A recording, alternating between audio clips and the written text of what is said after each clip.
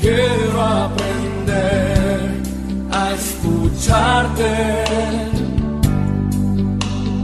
Quiero saber qué es amarte. De tu verdad yo saciarme. Enamórame de ti. Tiempo de discípulo, un espacio para que escuches la voz de Jesús. Quiero aprender La voz de Jesús. que tu presencia me inunde. Haz de mí uno de nuevo. Cámbiame, renuévame.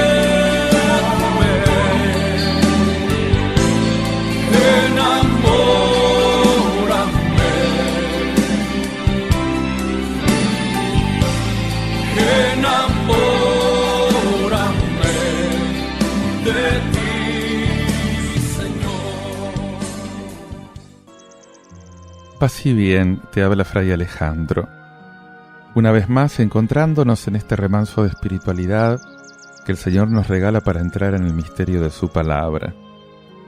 Quiero ofrecerte en este momento un texto tomado de la carta a los Efesios, capítulo 1, versículos del 1 al 10. Sabes que la carta a los Efesios comienza con un himno sobre la belleza de Dios, que nos sumerge en su misterio y en el de nuestra vida en Él. Nos movemos en Dios. Él nos abraza con su amor, porque Dios justamente es esa relación de amor del Padre y del Hijo en el Espíritu Santo. Escucha lo que te dice el Señor. Pablo, apóstol de Cristo Jesús, por la voluntad de Dios, saluda a los santos que creen en Cristo Jesús. Llegue a ustedes la gracia y la paz de parte de Dios nuestro Padre y del Señor Jesucristo.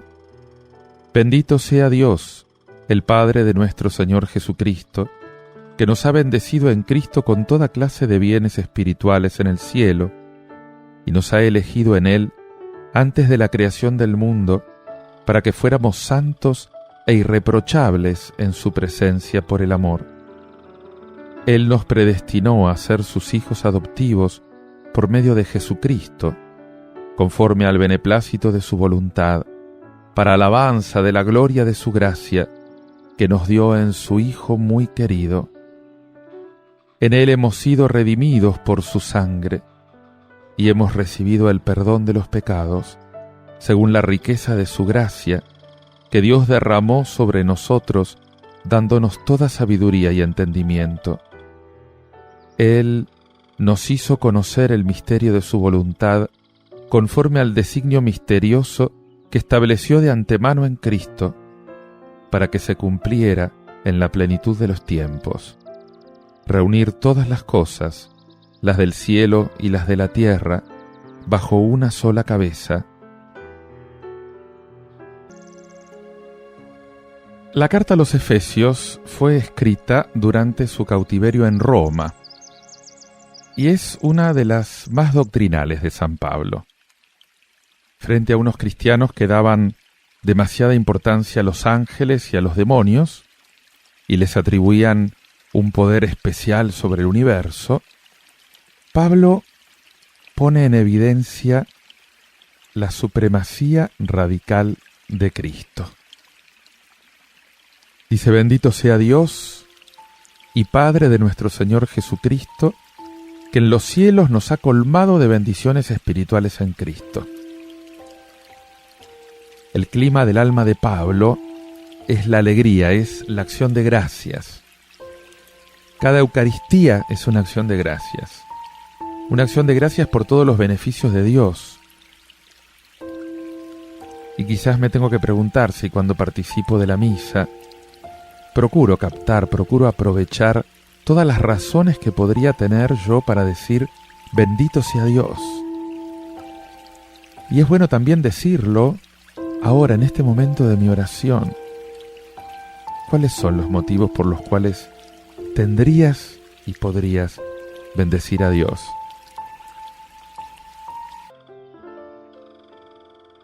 Y sigue diciendo San Pablo: Dios nos ha colmado, nos ha elegido, nos ha destinado de antemano a ser hijos suyos adoptivos por Jesucristo.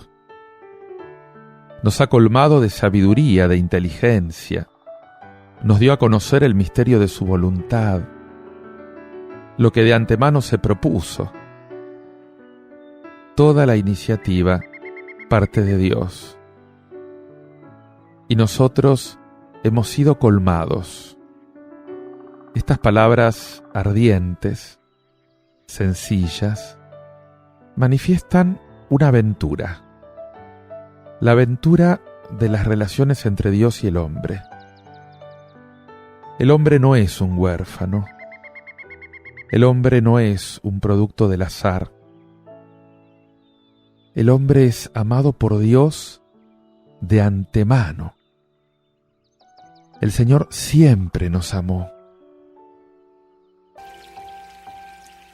Y dice: según el beneplácito de su voluntad, para alabanza de la maravilla del don gratuito que nos ha hecho en su Hijo muy amado. Beneplácito de Dios para mí, para todos los hombres. Maravilla, maravilla de Dios para mí, para todos los hombres. Don gratuito de Dios para mí, para todos los hombres. Y el gran don es Cristo, la gran maravilla es Jesucristo. Dice Pablo: Él nos obtiene por su sangre la redención, el perdón de nuestras faltas. Y esta es la prueba de la gratuidad. Éramos culpables, somos todavía culpables, y Dios nos ama, Dios nos salva, nos perdona, y Él pone el precio, y el precio es su sangre. Y de esto hay que sacar una consecuencia, una enseñanza. En lugar de estar dándole vueltas a mis pecados con amargura o con despecho de amor propio, ¿por qué, Señor, no considerarlos como tú lo haces? Como aquello que ha suscitado tu amor, tu perdón. Es que la gracia de Dios es inagotable. Algunos días sentimos más la necesidad de afirmarnos en estas certezas. Son los días en que tenemos la impresión de continuar siendo pecadores, incapaces de salir del pecado, de estar clavados a nuestros hábitos. Y qué importante es en esos momentos considerar que la gracia de Dios es inagotable.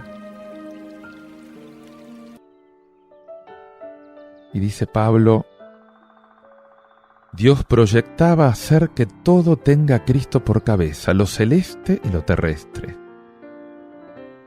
Y acá está el proyecto de Dios. Un proyecto que antes era secreto y que ahora ha sido revelado.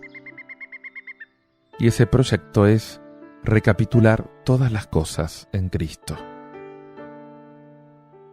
Y ahora que conozco el designio de Dios, la pregunta es: ¿cómo colaboro con Él? ¿Soy yo también un artífice de unidad? Considero que es una oportunidad para la humanidad dividida el hecho de conocer al Señor y de entrar en su mentalidad, de hacer lo que Él nos enseñó a hacer. Te invito a que sigas orando, a que medites todo esto. Hacelo escuchando este tema musical del trío de hoy, titulado Roca Mía. Sabe que realmente podemos vivir el Evangelio si estamos afianzados en esa roca que es Jesús.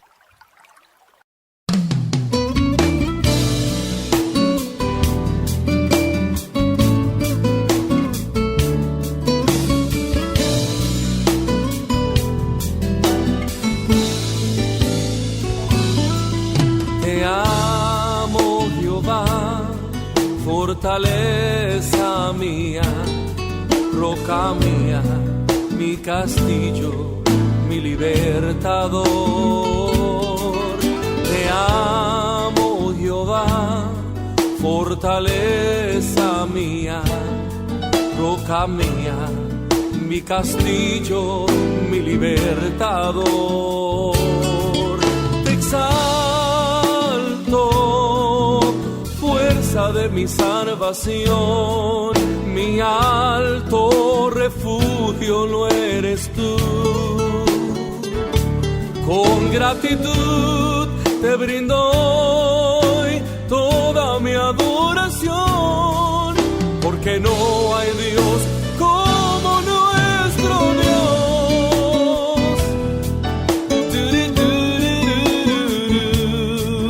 Roca mía, mi castillo, mi libertador. Te amo, Jehová, fortaleza mía, roca mía, mi castillo, mi libertador. Te amo, Jehová, fortaleza mía, roca mía, mi castillo, mi libertador. Te exalto, Señor, fuerza de mi salvación, mi alto refugio lo eres tú. Con gratitud te brindo hoy toda mi adoración, porque no hay Dios como nuestro Dios, porque no hay Dios como nuestro Dios.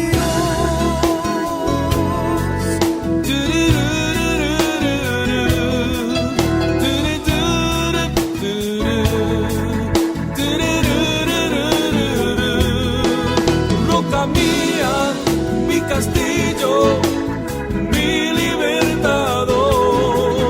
Roca mía, mi castillo, mi libertador.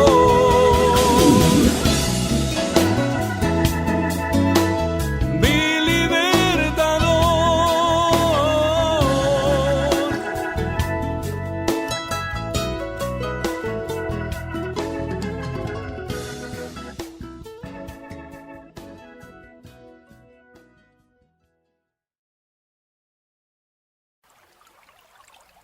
Los pueblos, las sociedades y la misma Iglesia deberán dar cuenta a Dios de cómo han tratado a quienes proclamaron la verdad, la justicia y la dignidad de los hermanos. Escucha lo que te dice el Evangelio de San Lucas, capítulo 11, versículos 47 al 54. Jesús dijo a los fariseos y a los doctores de la ley: «Hay de ustedes que construyen los sepulcros de los profetas, a quienes sus mismos padres han matado. Así se convierten en testigos y aprueban los actos de sus padres. Ellos los mataron y ustedes les construyen sepulcros. Por eso la sabiduría de Dios ha dicho: yo les enviaré profetas y apóstoles. Matarán y perseguirán a muchos de ellos. Así se pedirá cuenta a esta generación de la sangre de todos los profetas que ha sido derramada desde la creación del mundo, desde la sangre de Abel hasta la sangre de Zacarías, que fue asesinado entre el altar y el santuario. Sí, les aseguro que a esta generación se le pedirá cuenta de todo esto. Hay de ustedes, doctores de la ley, porque se han apoderado de la llave de la ciencia. No han entrado ustedes y a los que quieren entrar se lo impiden». Cuando Jesús salió de allí, los escribas y los fariseos comenzaron a acosarlo, exigiéndole respuestas sobre muchas cosas y tendiéndole trampas para sorprenderlo en alguna afirmación. Este evangelio continúa el de ayer, con las dos últimas recriminaciones de Jesús contra los legistas o escribas. No no estaban contentos con imponer a los demás obligaciones que ellos no cumplen. Mantienen la misma actitud de quienes en tiempos pasados desoyeron o mataron a los profetas. Entonces les cierran la entrada del reino tanto a los demás como a sí mismos. Son poseedores de la llave del saber religioso. Los juristas no aciertan a franquearse el paso hacia Dios, y lo que es peor, le cierran la puerta de la salvación a los humildes, a los sencillos, a todos los que buscan con un anhelo en el corazón y bien dispuestos el reino de Dios. Por lo tanto, fallan como personas, pero fallan también como guías. Y esta es la acusación más grave que puede hacerse a alguien que es responsable de los demás. Pero así lo demuestra la experiencia que vivió Jesús, y lo confirma la historia posterior a Jesús.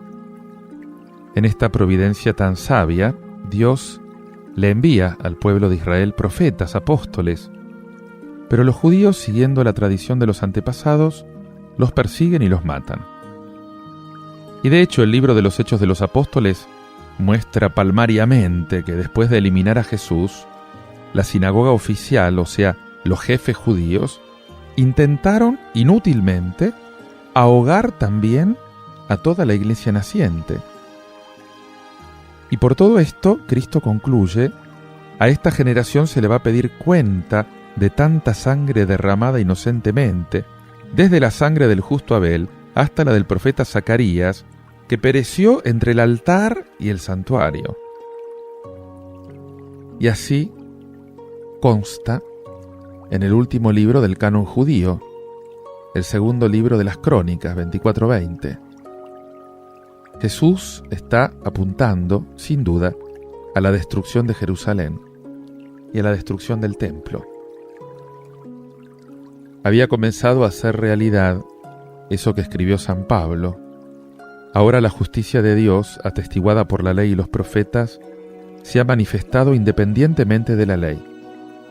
Por la fe en Jesucristo viene la salvación de Dios a todos los que creen, sin distinción alguna, porque todos pecaron y todos están privados de la gloria de Dios y son justificados gratuitamente por su gracia mediante la redención de Cristo Jesús, a quien Dios constituyó sacrificio de propiciación mediante la fe en su sangre. Esto lo encontrás en la carta a los Romanos, capítulo 3, versículo 21.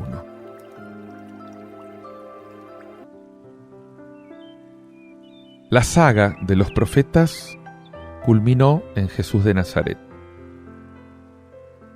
La ley de Moisés y los profetas fueron dos realidades complementarias que resumen todo el Antiguo Testamento. Y de hecho la palabra de los profetas se remitía siempre a la ley, a la alianza, al culto verdadero, al juicio, a la salvación de Dios para su pueblo fiel. El profetismo fue, junto con el sacerdocio y la monarquía, una de las tres grandes instituciones del Antiguo Testamento. Profetas, sacerdotes y reyes constituyeron esa cadena de transmisión del espíritu del pueblo de la antigua alianza en todo su camino histórico. La Biblia enumera hasta 104 profetas, de los que 49 son conocidos por su nombre. 17 de estos profetas nos dejaron su mensaje por escrito. Son los libros proféticos, y entre estos se destacan los que llamamos los 4 profetas mayores: Isaías, Jeremías, Ezequiel y Daniel. Para estos profetas, para ninguno de ellos, la vida fue fácil. Y su misión les pesó muy duramente, sobre todo por el rechazo con el que su mensaje fue correspondido la mayoría de las veces. Sin embargo, según los datos de la Escritura, Fueron muy pocos los profetas que murieron violentamente, aunque sí, muchos sufrieron persecución, sufrieron destierro, cárcel. Y de acá surgió la tradición deuteronomista que acentuó el destino trágico de los profetas, algo que se transformó en una especie de referencia proverbial, y esto hizo base en esa idea peculiar de comunión generacional en el pecado, según la mentalidad hebrea. Y por eso Jesús va a decir a escribas y fariseos: colmen también ustedes la medida de sus padres, justamente apuntando a su propia muerte violenta y a la muerte de los demás enviados. Y a la conclusión de estas invectivas de Jesús contra fariseos y escribas, una idea nos tiene que quedar clara. Frente a la religiosidad externa de estos fariseos y escribas, hay que primar la interiorización de la religión mediante la fe. Hay que primar la conversión del corazón. Esto es lo que cuenta para Jesús y para el cristiano. Y a su vez esto se tiene que transparentar en nuestra conducta, sin permitir la separación entre fe y vida, la vivencia interior y la acción, lo interno y lo externo, lo religioso y lo profano, lo divino y lo humano. Tanto hoy como ayer Jesús necesita seguidores, testigos de la ley del Espíritu que nos da vida en Cristo y que nos libera de la ley del pecado y de la muerte. Ora conmigo. Te doy gracias, Señor, Padre del cielo, porque no pesa condena alguna sobre los que están unidos a Cristo Jesús, porque por la unión con Cristo la ley del Espíritu que da vida nos liberó de la ley del pecado y de la muerte. Te pido, Señor, que nos conviertas de esa hipocresía autosuficiente, para que demos frutos abundantes de conversión. En lo más profundo de nuestros corazones, rejuvenecidos, establece, Señor, tu ley de amor, de amistad, para que sepamos responderte como tú mereces, porque amarte a ti y a los demás es cumplir tu ley enteramente, Señor. Amén. Te invito a que medites y a que ores todo esto escuchando este tema musical del grupo Alabastro titulado Señor, te exalto.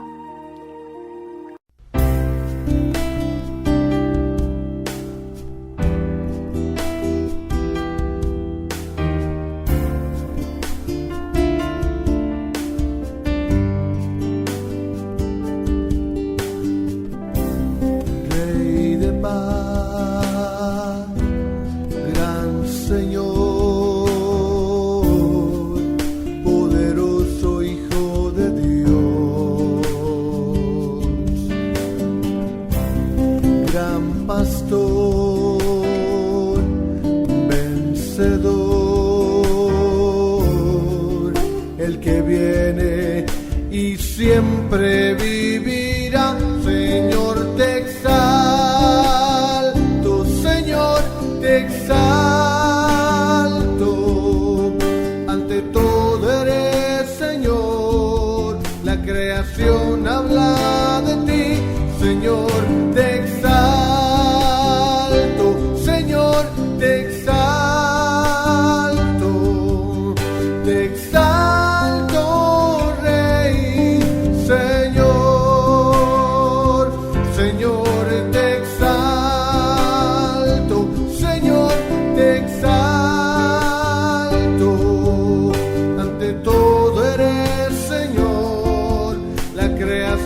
Habla de ti, Señor.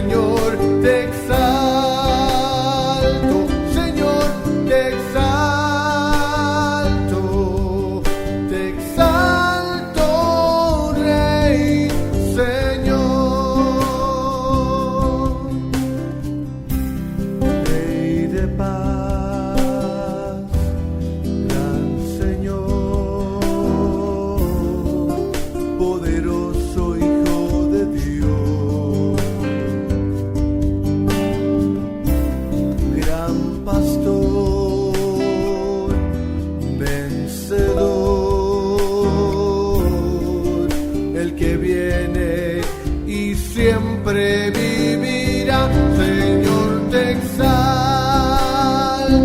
Señor, te exalto. Ante todo eres Señor, la creación habla de ti. Señor, te exalto, Señor, te exalto, te exalto, Rey, Señor, Señor, te exalto, Señor, te exalto. Ante todo eres Señor, la creación habla de ti. Señor, te exalto, Señor, te exalto,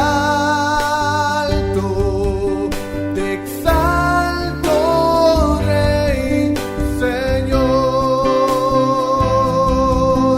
te exalto, Rey, Señor, te exalto, Rey, Señor.